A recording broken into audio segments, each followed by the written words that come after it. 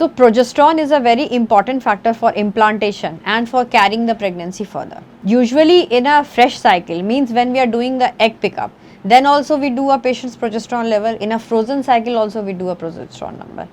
So obviously in a fresh cycle transfer, we do a progesterone, and if the level is more than 2, so 2 is generally the cutoff that whether we should go for implantation in that cycle or not, if it is a fresh cycle.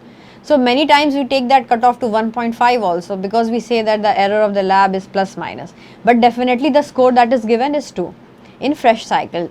Otherwise we should freeze all the embryos if the progesterone cutoff is more than 2 before you are giving trigger injection. And in frozen cycles, if progesterone injections are not used, definitely the progesterone level should not be more than 20 if you are doing a frozen cycle transfer.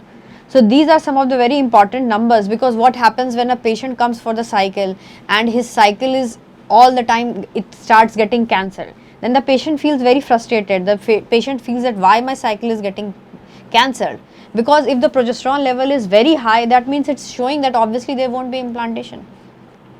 And after you conceive, after in your trimesters of pregnancy, if you are having bleeding, spotting, because after embryo transfer also you are put on progesterone support.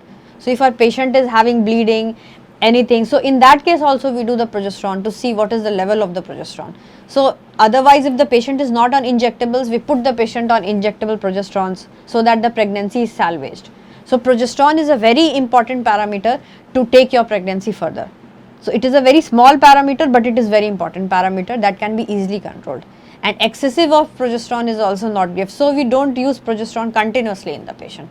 So it has to be monitored basically. We care about you.